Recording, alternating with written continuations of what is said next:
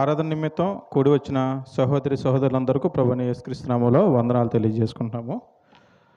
మరి కానుకల గురించిన విషయం అయితే మనము దేవుడు మనకి చేసిన మేలుల నిమిత్తమై మనం ఏం చేయాలి అని అంటే కృతజ్ఞత కానుకలు సమర్పించే విధంగా మనం ఉండాలన్నమాట. ఎందుకనంటే దేవుడు నీనా దుర్భర స్థితిలో నుంచి, నీనా అనారోగ్య స్థితిలో నుంచి, లేదంటే మన యొక్క కుటుంబము శోధనలో నుంచి, వేదంలో నుంచి బయటపడేసిన ఆ దేవునికి మనము కృతజ్ఞత నిమిత్తము ఏదో ఒకటి సమర్పించాలి. అయితే దేవునికి కృతజ్ఞత స్తుతులు చెల్లించే విషయమై మనము క్రియరూపంగా చేయాలి, లేదంటే మాట చేత కూడా చేయాలన్నమాట. అంటే మనం చేసే ప్రార్థనలో దేవునికి కృతజ్ఞత స్తుతులు చెల్లించేవారముగా ఉండాలి, అది మాట ద్వారా. అదే క్రియరూపేణ అంటే మనం గతించిన సంవత్సరం నుంచి కానీ, గతించిన నెల నుంచి కానీ, గతించిన దినము నుంచి కానీ నా జీవితాలు ఈ దినాన సజీవంగా ఇక్కడ మనం అందరం ఇక్కడ కలిసి ఉన్నామనంటే అది కేవలం దేవుని యొక్క ఉచితమైన కృప వల్ల మాత్రమే. దేవుని కృప లేకపోతే మనం ఎవ్వరము కూడా ఈ దినాన్ని చూసుండకపోవచ్చేమో. ఈ దినాన చూడక ఎంతోమంది నశించి ఉన్నారు. కానీ దేవుని యొక్క కృప వల్ల మనం ఈ దినాన్ని చూస్తున్నాము. మనమందరూ ఇక్కడ సంతోషంగా ఇక్కడ కూడి ఉన్నాము దేవుణ్ణి ఆరాధించడానికి. సో అందునిమిత్తం మనం ఏం చేయాలంటే దేవుని యొక్క మందిరానికి కృతజ్ఞత కానుకలు తీసుకురావాలని చెప్పి లేఖన భాగాలు తెలియపరుస్తున్నాయి. ఒక ఎగ్జాంపుల్ చూసి ముందుకెళ్తానండి. లూకా సువార్త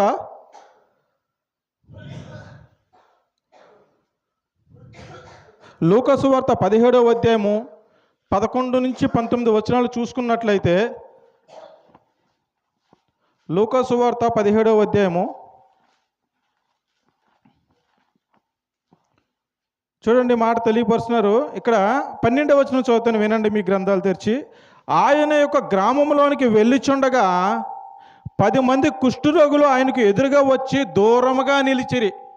ప్రభు అయిన యేసుక్రీస్తు వారు ఒక గ్రామానికి వెళ్ళినప్పుడు ఒక 10 మంది కుష్ఠరోగులు అతన్ని చూసి దూరంగా నిలిచి అక్కడ ఉన్నారంట. అయితే ప్రభు అయిన యేసుక్రీస్తు వారు ఏం చేశారు అని అంటే 15వ వచనం చూడండి. వారిలో ఒకడు, అంటే వీరందరినీ స్వస్థపరిచాడంట ప్రభు అయిన యేసుక్రీస్తు వారు. ఈ 10 మందిని కూడా స్వస్థపరిచారు. స్వస్థపరిచిన 10 మందిలో కూడా ఒకరు ఏం చేశారంటే, అతను ఏం చేశారంటే తెలియపరుస్తున్నాడు ఇక్కడ 15వ మాటలోని.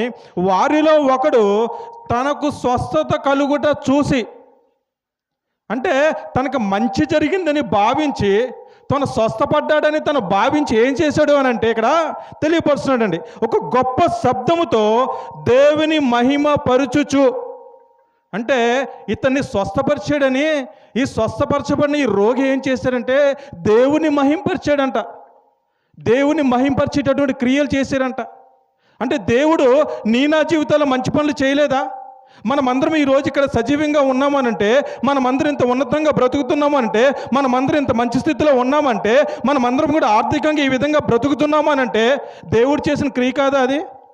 మనమేం చేయాలి? మనం దేవునికి కృతజ్ఞతాస్తుతులు చెల్లించే వారంగా ఉన్నామా, లేదా కృతజ్ఞత కానుక ఇచ్చేవారంగా ఉన్నామా? తెలియపరుస్తుంది. తిరిగి వచ్చి ఆయనకు కృతజ్ఞతాస్తుతులు చెల్లించి ఆ యొక్క స్వస్థపరచబడిన రోగంట దేవునికి కృతజ్ఞతాస్తుతులు చెల్లించి ఆయన పాదముల యొద్ద పడి సాగిలపడి నమస్కారం చేశారంట. చూడండి, అంటే ఆ స్వస్థపరచబడిన ఆ వ్యక్తికి అంటే ఎంత కృతజ్ఞత కలిగి ఉన్నాడు ఆయన. ఈ కుష్ఠరోగం నుంచి, ఈ అనారోగ్య స్థితి నుంచి నన్ను కాపాడాడు కదా దేవుడు అని చెప్పేసి అతనికి కృతజ్ఞతాస్తుతులు చెల్లించేటటువంటి సందర్భంలో ఆయన ఉన్నాడు. అటువంటి ఆలోచన కలిగి ఉన్నాడు. సో ఈ దినాన మనమందరం కూడా అటువంటి ఆలోచన కలిగి ఉండాలని చెప్పి మీకు తెలియపరుస్తున్నాడు అనమాట. అంత మాత్రమే కాకుండా మనము ఈ సంఘం తరపున ఏం చేసినా కూడా మనల్ని చూసి, లేదంటే మన మాట విని మనల్ని నడుచుకునే విధానాన్ని చూసి 10 మంది నడుచుకునే వారంగా మనం ప్రవర్తించాలంట. సో అటువంటి స్థితిలో ఇప్పుడు మనం అందరం ఉన్నామా? అటువంటి స్థితిలో మనం మెలుగుతున్నామా? సో అటువంటి స్థితిలో ఉండాలి. మొదట మనం ఎక్కడున్నామో అక్కడ మనం బలోపేతం అవ్వాలి. ఉన్నదాన్ని విడిచిపెట్టి ఎక్కడికెక్కడికి వెళ్తే ఎలా ఉంటుంది?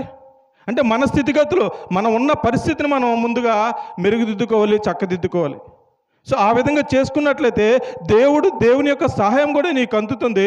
అప్పుడు దేవుడు నీ విషయంలో, నీ కుటుంబ విషయంలో, నీ యొక్క వ్యక్తిగత జీవిత విషయంలో కానీ, నీ ఉద్యోగ విషయంలో కానీ, నీ వ్యాపార విషయంలో కానీ దేవుడు చేసిన మేలులను నువ్వు అనుభవించడానికి నీ యొక్క జీవితం సరిపోదంట. సో మనం ఏం చేయాలంటే ఈ దినాన మనం అందరం కూడా దేవునికి కృతజ్ఞతాస్తుతులు చెల్లించేవారముగా ఉండాలి. దేవునికి కృతజ్ఞత కానుక తెచ్చేవారముగా ఉండాలి. లేఖన భాగాలు ఎన్నో తెలియపరిచినాయి మనకి. 2 కొరింథీయుల్లోకి అంటున్నాడు అనమాట. 2 కొరింథీయులు 6:9 కూడా తెలియపరుస్తున్నారు మాట.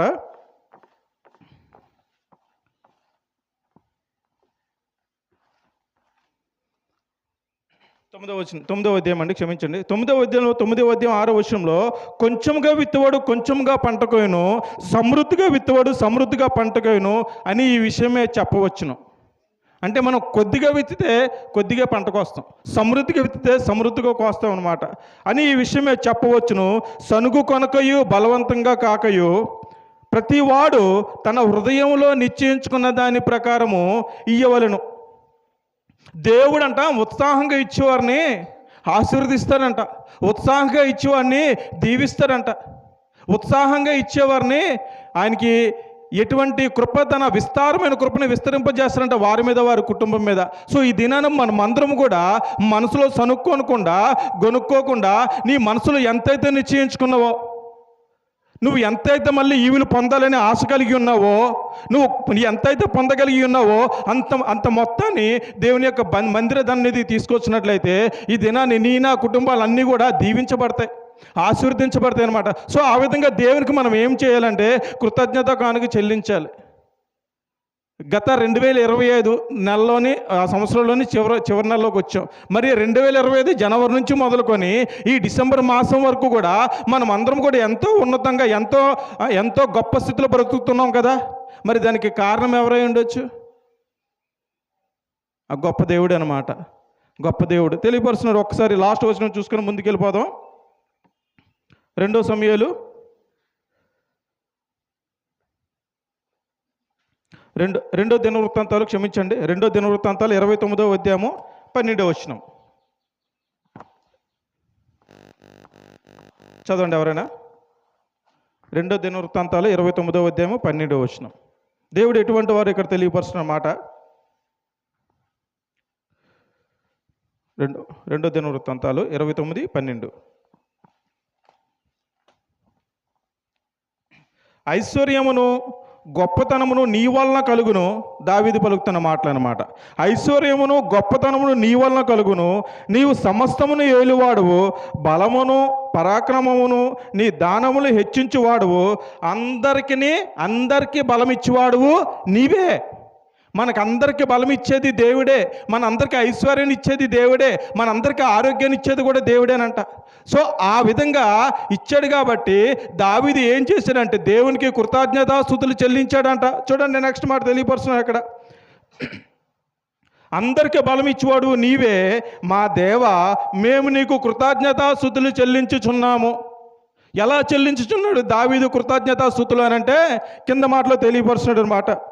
17వ వచనంలోని, నా దేవా నీ హృదయము పరిశోధన చేయొచ్చు, యథార్థవంతులందు ఇష్టపడుచున్నావని నేను ఎరుగుదును. నేనైతే యథార్థ హృదయం గలవాడినై ఇవన్నీ నీకు మనపూర్వకంగా ఇచ్చి ఉన్నాను. దావీదంట యథార్థ హృదయం కలిగి ఇవన్నీ కూడా మనపూర్వకంగా ఇస్తున్నాడంట. ఏవన్నీ ఇస్తున్నాడంటే 29, 2, 3, 4 వచనాలు చదువుకుంటే తెలుస్తుంది అనమాట. సో ఆ విధమైన స్థితిలో మనం ఉండాలి. ఆ విధంగా ఉండాలని చెప్పేసి మీకు హెచ్చరిస్తూ నన్ను హెచ్చరించుకుంటూ ఈ యొక్క వాక్య భాగాన్ని ముగిస్తున్నానండి. పాట పాడుచుండగా కానుకలు స్వీకరించబడతాయి.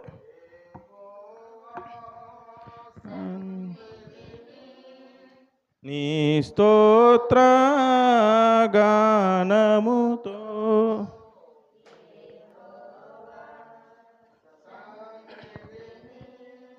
నీ స్తోత్ర గానముతో మహోపకారునకు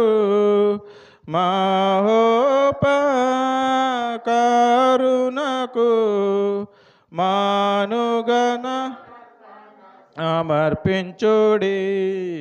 యెహోవా సన్నిధిని నీ స్తోత్ర గానముతో జనులారా మహియండి మనసారా యెహోవా ఇచ్చినది యెహోవా ఇచ్చినది యేసునకర్పణ చెల్లింతుము యెహోవా సన్నిధిని నీ స్తోత్ర గానముతో. అవకాశం నుంచి అధ్యక్షుల వారికి వందనాలు తెలియజేసుకుంటున్నాను.